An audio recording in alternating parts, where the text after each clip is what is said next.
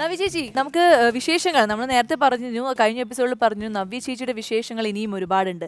അതിലെനിക്ക് പെട്ടെന്ന് ചോദിക്കാൻ തോന്നിയത്, അതായത് ചേച്ചിയുടെ തുടക്കകാലം മുതൽ സ്വന്തമായിട്ട് ശബ്ദം കൊടുക്കുന്ന ഒരാളാണ്. ഒരുപാട് ആർട്ടിസ്റ്റുകൾ അങ്ങനെ സ്റ്റാർട്ടിംഗ് സ്റ്റേജിൽ കൊടുക്കാത്തവരുണ്ട്, ചിലപ്പം ഇപ്പോഴും കൊടുക്കാത്തവരായിട്ട് ഒരുപാട് പേരുണ്ട്. അപ്പൊ ആ ഡബ്ബിംഗ് അനുഭവങ്ങൾ എന്തെങ്കിലും രസകരമായിട്ടുള്ള ഓർമ്മ ഞങ്ങളുമായിട്ട് ഷെയർ ചെയ്യാനുണ്ടോ? ഡബ്ബിങ് ഞാൻ ആദ്യത്തെ സിനിമയിൽ ഇഷ്ടം ഞാൻ തന്നെയാണ് ഡബ് ചെയ്തത്. അത് തികച്ചും എന്താ വളരെ ഒട്ടും എക്സ്പെക്ട് ചെയ്തതല്ല. ഞാൻ അങ്ങനെ ഡബ് ചെയ്യണമെന്ന് പറഞ്ഞപ്പോ പേടിയൊന്നും ഉണ്ടായിരുന്നില്ല? ഇല്ല, ഡബ് ചെയ്യാൻ ഒരു ദിവസം കാണാൻ വരാൻ പറഞ്ഞു. ഇപ്പം ശബ്ദം നല്ല രസമുണ്ടെന്ന് പറയുന്നു. രസം എന്ന് വെച്ചാൽ അങ്ങനെ മാധുര്യമല്ല, ഒരു ഡിഫറെന്റ് ആയതുകൊണ്ട് ചെയ്യാൻ വേണ്ടിയിട്ട് എല്ലാരും ഇങ്ങനെ പറയുന്നുണ്ടെന്ന് പറഞ്ഞിട്ട് സിബിയങ്ങളൊക്കെ വിളിച്ചു. അപ്പൊ അങ്ങനെ ഞാൻ ചിത്രാഞ്ജലി സ്റ്റുഡിയോയില് ട്രിവാൻഡ്രത്ത് അവിടെ എത്തി. അപ്പൊ എനിക്ക് ഡബിങ് കാണാൻ വേണ്ടി കുറച്ചു നേരം തന്നു. അപ്പൊ ഞാൻ കണ്ടത് ഈ നമ്മള് ബാക്കിയുള്ള ആർട്ടിസ്റ്റുകളൊക്കെ ഇല്ലേ ഇങ്ങനെ സറൗണ്ടിങ്സിലൊക്കെ, അപ്പൊ ആ ആർട്ടിസ്റ്റുകള് അവര് പെർഫോം അവർക്ക് ശരിക്കും പറഞ്ഞാൽ ലിപ്പൊന്നും ഇല്ല, വളരെ വൈഡിലാണ് ഉണ്ടാവുക. അപ്പൊ അവരുടെ ലിപ്പ് സിങ്ക് ചെയ്യുന്ന ആ ഡബിങ് ആർട്ടിസ്റ്റുകളെയാണ് ഞാൻ കണ്ടത്. സത്യം പറഞ്ഞാൽ അതില് വലിയൊരു എക്സ്പീരിയൻസ് ആയിരുന്നു. പക്ഷെ അതുപോലെ തന്നെ പേടിയായി. കാരണം ഇതെങ്ങനെയാണ് ഇവരിത് ഒന്നുമില്ല അവിടെ, അതെ, പിന്നെ എങ്ങനെ ഇത് ഇവര് വായിൽ നിന്നാണല്ലോ പറഞ്ഞുകൊണ്ടിരിക്കുന്നത്. അപ്പൊ തന്നെ അത് കഴിഞ്ഞപ്പോ എൻ്റെ അടുത്ത് സിബിയങ്ങൾ ചോദിച്ചു, അപ്പം ഡബ് ചെയ്യല്ലേ, എങ്ങനെയുണ്ട്, ഡബ് ചെയ്യാൻ പറ്റുന്ന തോന്നുന്നുണ്ടോ ധന്യക്ക് എന്ന് ചോദിച്ചു. ധന്യാന്നാണ് ശരിക്കുള്ള പേര്. അപ്പൊ ലൊക്കേഷനിൽ ചെല്ലുമ്പോ പുതിയതായിട്ടല്ലേ നവ്യാന്ന് പേര് മാറ്റിയത്. അപ്പൊ നവ്യാന്ന് വിളിച്ച് ഞാൻ തിരിഞ്ഞു നോക്കില്ല. അപ്പൊ അങ്ങനെ ധന്യ ഡബ് ചെയ്യണ്ടോന്ന് ചോദിച്ചു. അപ്പൊ ഞാൻ പറഞ്ഞു ഇല്ല വേണ്ട, എനിക്ക് പറ്റുമെന്ന് തോന്നുന്നില്ല എന്ന് പറഞ്ഞു. പിന്നെ ഇല്ലില്ല നമുക്ക് നോക്കാം എന്ന് പറഞ്ഞിട്ട് അങ്ങനെ. എനിക്ക് ഡബിങ് ഇഷ്ടമാണ്. പെട്ടെന്ന് ഇപ്പൊ ഈ ലാസ്റ്റ് ചെയ്ത എന്റെ സിനിമ വളരെ എൻജോയ് ചെയ്താണ് ഡബ് ചെയ്തത്. കാരണം ഇങ്ങനെ വളരെ കാഷ്വൽ ആയിട്ടുള്ള ഡയലോഗുകൾ. ഒരുത്തി സിനിമയില് ഏറ്റവും കൂടുതൽ വളരെ കാഷ്വൽ ആണ്. അപ്പം VKP അദ്ദേഹം ഒറ്റ കാര്യമേ പറഞ്ഞുള്ളൂ, നവ്യ എങ്ങനെയാണോ പൈലറ്റിലുള്ളത് അതുപോലെ തന്നെ എനിക്ക് വേണം, അതൊന്നും മാറ്റാൻ പറ്റില്ല എന്ന് പറഞ്ഞു. പിന്നെ നന്ദനം വളരെ നല്ല ഡബിങ് എക്സ്പീരിയൻസ് ആയിരുന്നു. കാരണം അതിൽ ഒരുപാട് വലിയ ഡയലോഗുകളല്ലേ, വലിയ ഡയലോഗാണ്, മിക്കവാറും ഒരൊറ്റ ഷോട്ടാണ്. പക്ഷെ എനിക്ക് എന്താ വെച്ചാൽ സിനിമയിൽ അഭിനയിക്കുമ്പോൾ പറഞ്ഞത് മുഴുവൻ കാണാപ്പാട് ഓർമ്മയുണ്ട്. ബ്രില്യന്റ് അല്ല, ബ്രില്യന്റ് എന്ന് വെച്ചാൽ എനിക്കൊരു ചമ്മലാണ്. കാരണം ഈ കൺസോളിൽ ഇരിക്കുന്നവർക്ക് നമ്മളെ കാണാം ഡബ് ചെയ്തോണ്ടിരിക്കുമ്പോ. അപ്പൊ ഈ കരയണ സാധനത്തിനൊക്കെ നമ്മൾ ഇങ്ങനെ ആക്കണമല്ലോ. അപ്പൊ അവര് നോയിക്കൊണ്ടിരിക്കുന്ന എനിക്ക് ഭയങ്കര ചമ്മനോട് ഞാൻ ലൈറ്റ് ഓഫ് ചെയ്യാൻ പറയും. അപ്പൊ ലൈറ്റ് ഓഫ് ചെയ്യുമ്പോൾ സ്ക്രിപ്റ്റ് കാണാൻ പറ്റില്ല. അപ്പൊ എനിക്ക് എന്റെ ഭാഗ്യത്തിന് ഈ ഡയലോഗുകളൊക്കെ കാണാപ്പാടം അറിയാം. ഞാൻ ഇങ്ങനെയൊക്കെ കൈവച്ചിട്ടാ ഡബ് ചെയ്യുന്നത്. അവിടെ നിന്ന് അവരാരും നോക്കി എന്റെ അഭിനയം അങ്ങനെയൊക്കെ പറഞ്ഞതാണ്. മറ്റേ ഞാൻ മാത്രമേ കണ്ടുള്ളൂ എന്നുള്ള കരച്ചിലൊക്കെ അല്ലെ? എല്ലാം അതിനകത്ത് ഫുൾ കുറേ ഡയലോഗുകളും ഒക്കെ ഉണ്ടല്ലോ. പറഞ്ഞപ്പോഴാണ് ഞാൻ ഒരു കാര്യം ഓർത്തത്. നവ്യ ചേച്ചി നന്നായിട്ട് ഡാൻസ് ഒക്കെ ചെയ്യുന്ന എല്ലാരും കണ്ടിട്ടുണ്ട്. പക്ഷെ ഞാൻ അറിഞ്ഞിട്ടുണ്ട്, അല്ലെങ്കിൽ ഞാൻ മാത്രല്ല മലയാളികൾ മുഴുവൻ അറിഞ്ഞിട്ടുണ്ട്, നന്നായിട്ട് പാടും. എന്റെ ദൈവമേ, സത്യം ഞങ്ങളെല്ലാം മലയാളികളും കണ്ടതാണത്. അതുകൊണ്ട് ഞങ്ങൾക്കത് എവിടെ കണ്ടുന്നോ, അതും സാധാ പാട്ടൊന്നും അല്ല, നല്ല അസൽ കവിതയാണ്. നമ്മുടെ പ്രശസ്ത കവി രാമൻകുട്ടി, അദ്ദേഹം മണ്ടരിയെ കുറിച്ച് രചിച്ച ഒരു അസാധ്യ കവിത എന്റെ കയ്യിലുണ്ട്. ആ കവിത നവ്യ ചേച്ചി വളരെ മനോഹരമായിട്ട് പാടി നമ്മളെല്ലാരും കേട്ടതുമാണ്. പാടിയതൊക്കെ പറയല്ലേ? പാടി ആ കവിത ഞങ്ങൾക്ക് വേണ്ടി വീണ്ടും പാടിക്കൊടുക്കും. ഇതെന്തൊരു കവിതയെന്നറിയോ? നല്ല കവിതയാ. സ്നേഹത്തിന്റെ ഗൗളിത്തെങ്ങുകളിൽ മണ്ടരിയോ അങ്ങ് പൊഖ്രാനിലെ വസന്തകാല പറവയ്ക്ക് കോഴി വസന്തയോ കാശ്മീർ തീവ്രവാദികൾക്ക് ജലദോഷമോ എങ്കിലും സോദര ഇളങ്കാറ്റിലെവിടെയോ തേങ്ങാ കുലകളാടുന്നു.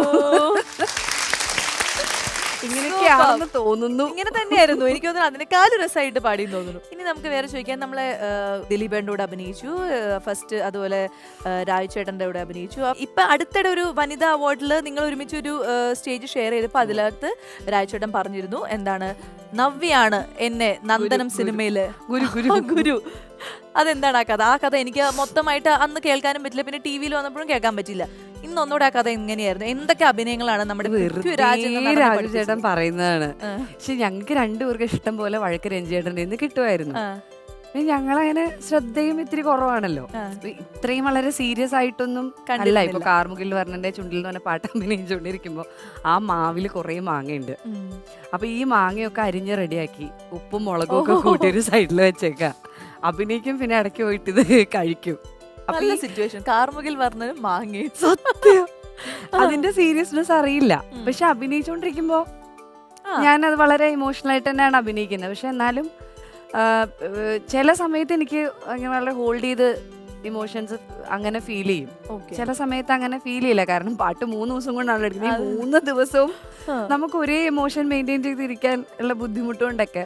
പിന്നെ ഞങ്ങള് രണ്ടുപേരും, രാജുചേട്ടൻ വളരെ യങ്ങാണ്, ചെറുതാണ്. അപ്പോ ഞങ്ങൾ രണ്ടുപേരും കൂടെ സ്ഥിരമായിട്ട് ഇരുന്നാണ് ഈ വഴക്ക് പറയുന്നതിനൊക്കെ പരിഭവം അങ്ങോട്ടും ഇങ്ങോട്ടും പറയുന്നത്. സ്വന്തമായിട്ട് ഓരോ തോന്നൽ തോന്നും, അതങ്ങനെ ചെയ്തുകൊണ്ടായിരിക്കും ചിലപ്പോ, ഇതിങ്ങനൊന്ന് ചെയ്തു നോക്കൂ എന്നൊക്കെ അങ്ങോട്ടും ഇങ്ങോട്ടും പറയില്ല. അപ്പൊ ഈ ചീത്ത കിട്ടണോണ്ട് മാത്രം ഒരു പരസ്പര ധാരണയിൽ നമ്മൾ ഇരുന്ന്, പിന്നെ ഒരേ പ്രായത്തിലുള്ളത് ഞങ്ങൾ രണ്ടുപേരും ചെറിയ വ്യത്യാസമേ ഉള്ളൂ. അപ്പൊ ഞങ്ങൾക്ക് കമ്മ്യൂണിക്കേറ്റ് ചെയ്യാൻ ഈസി ആയിരുന്നു.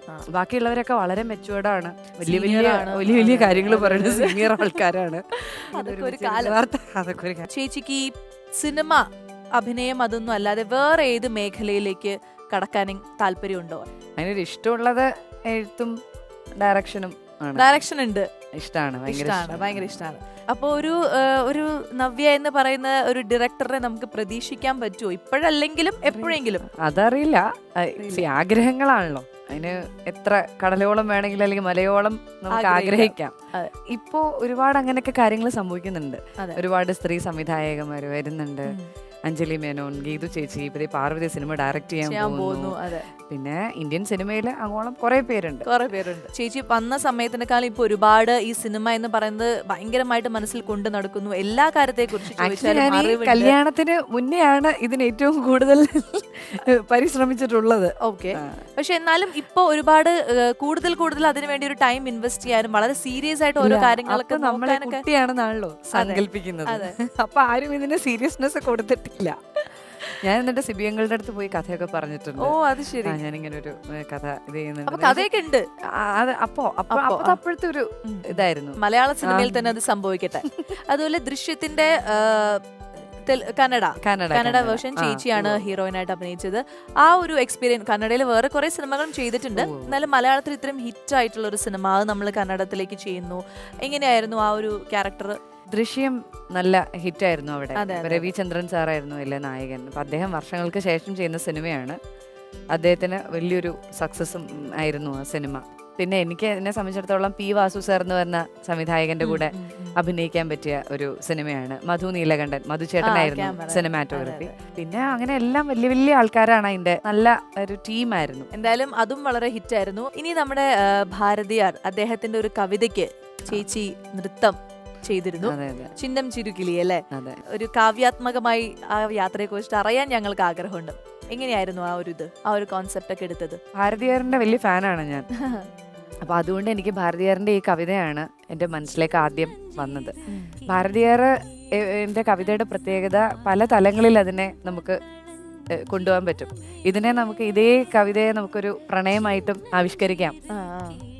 അതുപോലെ തന്നെ കൃഷ്ണൻ ഭഗവാനോട് പറയുന്നതായിട്ടും ആവിഷ്കരിക്കാം. അപ്പൊ കണ്ണമ്മ എന്ന് പറയുന്നത് കൃഷ്ണനാവാം, കാമുകിയാകാം, കുട്ടിയാവാം. അപ്പൊ അങ്ങനെയാണ്. അപ്പൊ അതിൽ ഞാൻ എടുത്ത വെർഷനാണ് അമ്മ കുഞ്ഞിനോട് പറയുന്ന വേർഷനായിട്ട് എടുത്തത്. അപ്പൊ അങ്ങനെ ഒരു സ്നേഹത്തിന്റെ, ഈ ലോകത്തെ ഏറ്റവും വലിയ സ്നേഹമാണ് അമ്മയ്ക്ക് കുഞ്ഞിനോടുണ്ടാവുന്ന സ്നേഹം. എക്സെപ്ഷൻസ് ഉണ്ടാവും, പക്ഷെ വളരെ ചുരുക്കമാണ് അങ്ങനെ, അല്ലേ? അപ്പൊ അങ്ങനെയുള്ള ഒരു അമ്മയിൽ നിന്ന് ഒരു കുഞ്ഞിനെ അടർത്തിയെടുത്തുകൊണ്ട് പോകുന്ന ഒരവസ്ഥ, അതിനുശേഷം ആ സ്ത്രീക്ക് ഉണ്ടാവുന്ന ഒരു അവസ്ഥ. അപ്പൊ അങ്ങനെയാണ് ഞാൻ ആ ഒരു വീഡിയോ ചെയ്തത്. എന്തായാലും ഗംഭീരമായി, ഞങ്ങൾക്കൊരു വിഷ്വൽ ട്രീറ്റ് ആയിരുന്നു.